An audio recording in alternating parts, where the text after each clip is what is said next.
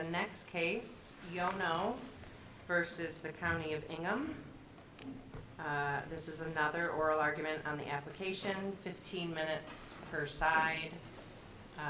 Again, each side will have 2 minutes of fire-free zone, which you may waive.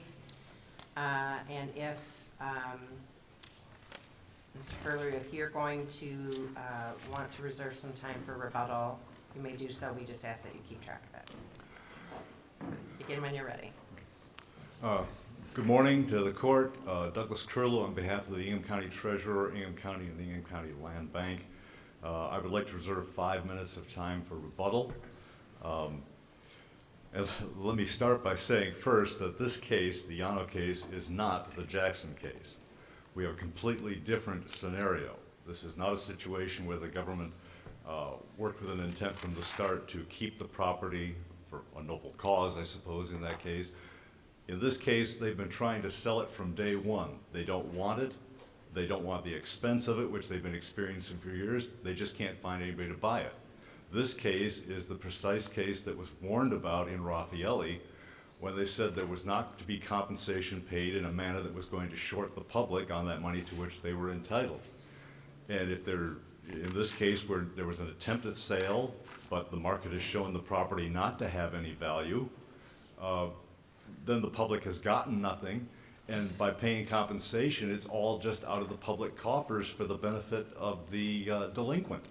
And that's not the way, Raffaelli was emphatic that was not to be the case. Now I should point out also that this is only Michigan claims in this case. There was no Fifth Amendment, no federal claims.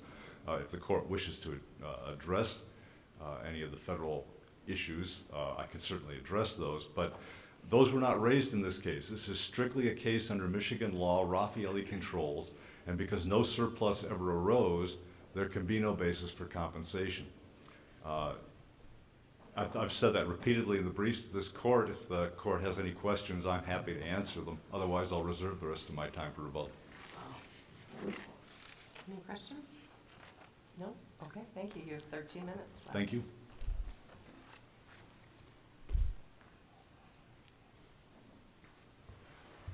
Good morning, Your Honors. Kevin Schumacher on behalf of Plaintiff Appellee Yono. It's interesting when the government says we don't want the property, but we took it anyway. Okay, and if you look at the complaint, take a quick review of the exhibits attached to the complaint, and one of them is the listing. And the listing flat out says we're holding on to this property for potential redevelopment of Old Town in Lansing. Okay, so it's not a strictly economic case of, you know, the property's worth $10. They're using it for what I would characterize as possibly a government purpose, all right? So the concept of, oh, we got this white elephant, the government never has to take the property, okay? The government's trying to collect taxes, but they don't have to take the property. They can walk away at any time and say, yeah, we actually don't want it. We don't want to maintain it. We don't want to do anything with it. That is one of their options. So, you know, in looking at what the court told us in the order, did the Court of Appeals err in finding that a taking occurred? And of course, we're going to look at the older version, the pre-2020 amendment version of 211.78M sub 1. And I think that's a really instructive thing. And, you know, I mean, I have to, you know, when I went to school, I had a 5th grade English teacher who taught us how to diagram sentences. And diagramming 211.78M is really an interesting task, as are many of our statutes.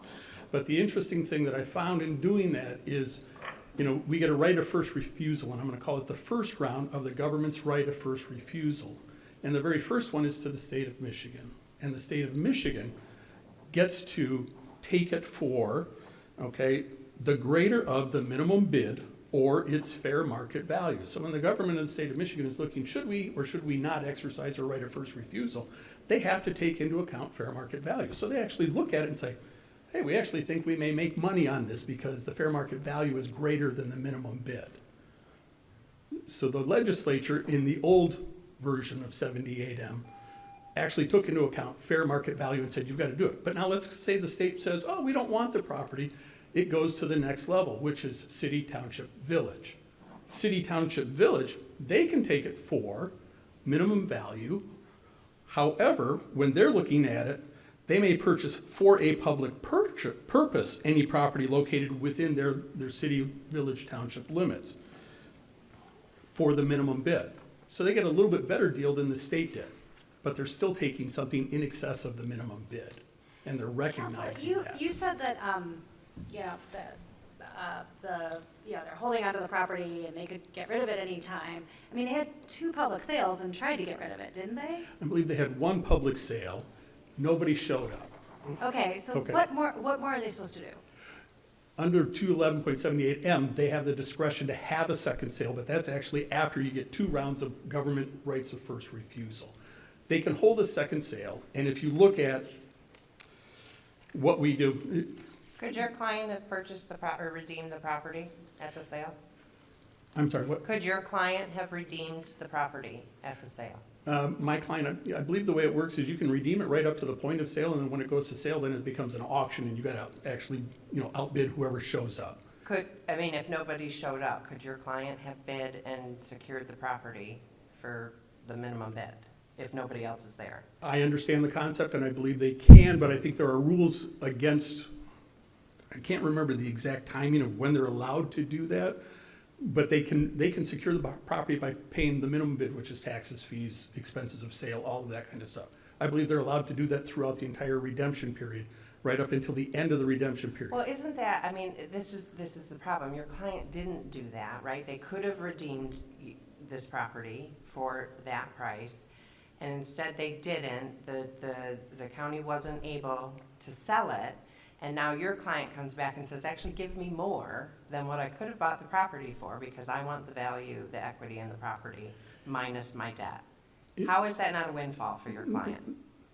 With respect, Justice, you're making the assumption that the sale on auction day is the best and truest test of value. And I dispute that assessment.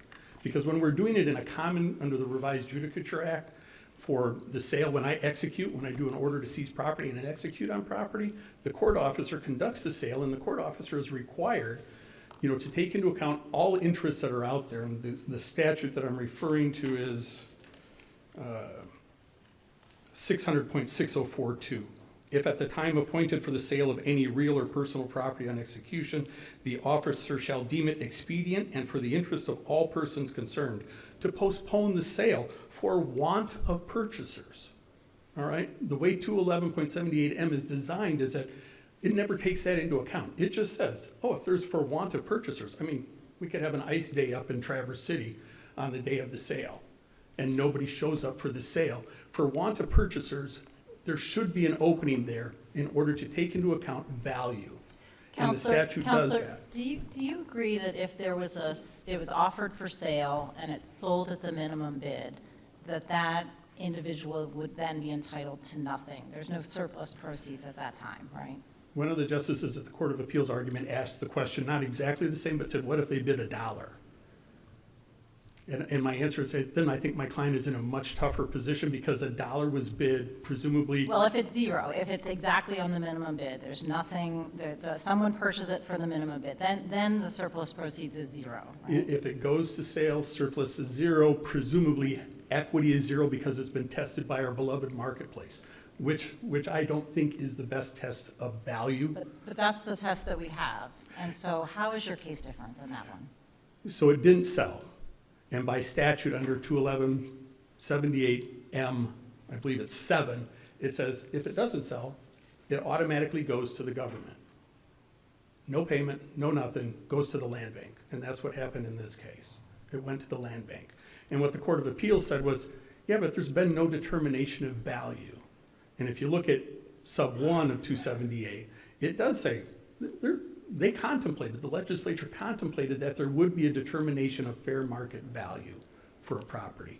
They understood that it was there, and they said if the state's going to take it, you can't get it for the minimum bid state. You actually have to pay fair market value. And the question mark I have is, why doesn't the taxpayer get the same benefit? Okay, the government can literally, and maybe the government never exercises that right. Maybe the state never exercises it. But the statute had the procedure in place for fair market value to be calculated and determined, and the state would have been required to pay it if the state made the election. When you go down through all the option A, option B, option C, and the taxpayer, who I'm going to argue is the least protected individual in this or entity in this whole scheme of things, is faced with the decision, they're the least able to protect themselves in this. They've already not been able to pay the taxes. Maybe it's for economic reasons, maybe it's for medical reasons, maybe it's for whatever reasons, but they haven't paid their taxes. And now we're gonna say, oh, well, you got a $400,000 piece of property and you owe $1 of taxes, or you owe, as in this case, $17,000 of taxes. We're gonna take it all. And the position I look at is that the government should only seize as much property as is necessary to satisfy the debt. If you have a $17,000 debt, why do you have to seize all $400,000 worth of property? Council, where are you getting the $400,000 number? 400 But is a yeah, little bit, but it's you're basing it- $378,000. What I'm hearing is you're basing it based on what your client thinks it's worth, based on what, I'm assuming he paid for it a really long time ago. I'll be honest, I have a home, my husband and I bought a home in the early 2000s. We put a lot of money into it, and then the recession hit, 06, 07, it was horrible. We lost a lot of money. The market spoke, it was worth $100,000 less than what we had put in. We lost money. Is that not the market value? It's a footnote in my brief, and it goes to fair market value, which is a defined term under the statute. And it's also the basis for which the taxes are paid on the property. All right? So when I'm looking at my annual tax statement from the county assessor says, your property is worth $186,000. Yeah, that's based on by what 2. you bought it for, and we have the cap if it's a principal residence exemption and all the things, and the little amount it can go up every year, of course. But but then obviously, once it sells, it's got a new value, and at this point, it's on the market to determine the value. It's not on the market to determine the value, it's on the market to satisfy a tax obligation. But it's Okay? on the market. It's on the market because the government has seized the property and is trying to sell the property to satisfy a tax obligation. And the answer is you're only supposed to take as much as you need to satisfy the obligation. That's what we do under the RJA, okay? And I'm gonna give just a simple example. If I've got a farmer who's got a 640-acre farm, and he owes $10,000, or she owes $10,000 of property taxes, do they sell the entire 640, or do they say, we're gonna sell 10 acres in order to satisfy this debt? When a court officer does it, they're only supposed to seize enough property to satisfy the debt, and if they have any excess, they give it back. Council, can a property have a negative value? If it's got environmental contamination, things of that nature, and that's also provided for in the statute for the DNR or DEQ or EGLE to step in and make an appraisal of that Do you situation. think there's cost to upkeep the property right now? I believe there's always cost to upkeep property. I don't have any doubt that the county has incurred costs to maintain, and, I think they've tried to make it more palatable to do development. But look at the complaint, look at the exhibit to the complaint, look at the brochure that the state, or that the county, put out for how they wanted to sell the property. They didn't put out the property saying, property for sale for $10,000. The sales brochure does not even have a price on it. So how do we square someone who is in debt for probably really sad, terrible reasons, I acknowledge that, and can't pay their taxes, and they decide, you know what, I've got to get out from under this, I'm just gonna fire sale my property, I'm gonna get whatever I can, so I can pay my debt and move on. Why should that person be in a less good position than your client? I'm not sure I followed the question. If they sell the property and they get $40,000 or something, maybe. So enough to pay off the debt, they have a little extra in the bank, not much, they didn't make much, they lost money on the property, the investment, it's a bad investment. Why should they, it seems like you're asking your client to be treated better than that person who went to the market, sold it, there wasn't a big market, and they just, it was a bad investment. I guess I look at it as the little guy versus the government, and who's got the ability to make rational decisions on a comprehensive basis like the government does when they're taking property. The little guy living in their house or owning a piece of property, and I did bankruptcy for probably 15 years. They're gonna ride it out as long as they can, and if they don't have the money, they don't have the money, but does that mean we get to take it all? And Tyler, Hall V. Meisner, Raffaelli all say you don't get to take it all. It's not right for you to take it all. And Raffaelli made it quite clear that you're only entitled to surplus proceeds. It rejected the notion of fair market value. It seems to me your entire argument is on a fair market value that hasn't been established, but you're saying it's something more than was there. And we have no surplus proceeds here. I don't see anything in Raffaelli that supports your position. The Viviano dissent, or Viviano comment in there in terms of that there is equity and that Raffaelli did not actually get faced with this situation where a sale did not occur. Yeah, 6 of us 278M. rejected that position. I'm sorry, what? 6 members of the court rejected that position, so it's just simply surplus proceeds. And again, the issue wasn't in front of the court. Viviano was looking at something that he knew was gonna come, and sure enough, it's here today. It was here in the case before us. The taking of equity, not the taking of excess proceeds.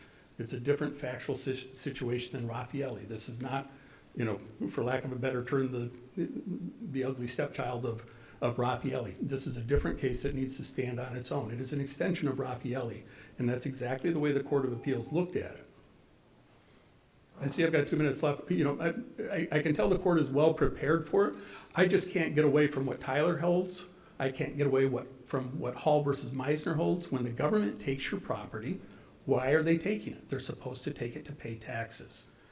And the question perhaps that you're asking is, you know, the remand question. If we send it back to the circuit court, you know, to determine value, what's the value going to be? And my answer is the value is at the time of taking. It's the same thing we do, you know, when you do condemnation, you get an offer, you get an opportunity to prove value. In this situation, the only proof of value is sale at an auction sale that the government has the discretion to hold once or perhaps twice, but not the obligation to do so. And if the government doesn't hold a second sale on this property, on an unsold parcel at the first sale, if the government doesn't conduct the second sale, then guess who wins? The government gets the property. And they get all of it, irrespective of value, even though the old version of 211.78M sub 1 recognizes at least 3 different valuations that the government can take it under. State gets one price, township, city, and village gets another price, and the county gets a third price. And if nobody buys it at the first sale, then the foreclosing governmental unit gets to choose whether or not they hold a second sale. And in their own self-interest, they can say, hey, you know what, guess what, there was a nice storm on Tuesday, so we didn't sell it the first time, we're not gonna risk that a second time. Somebody may show up at the second time and buy the property. And it's just not right. Is there any evidence of that type of thing in this case? I don't think there was an Meaning ice storm. that the reason why nobody showed up and bid for your client's property was because of some, other than the fact that nobody wanted to buy your property? Is there any indication of that? That factual record was not developed. Okay. Okay. I am out of time. I appreciate the court's attention and preparedness for today. Thank you very much. Thank you.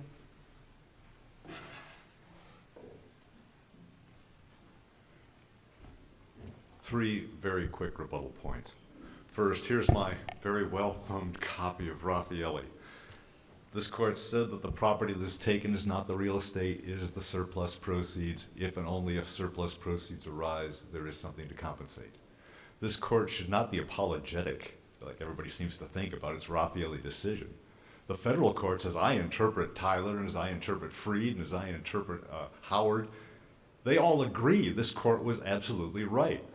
The Tyler versus Hennepin County case says it's the surplus, the overplus, the excess. That's the federal Supreme Court agreeing with what this court already said.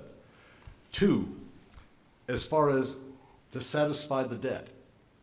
The debt here hasn't been satisfied. The county's got a piece of property it can't use and can't unload. The original tax debt hasn't been satisfied, nor has the county been compensated for all the cost and expense of maintaining this property and trying to keep it in saleable condition.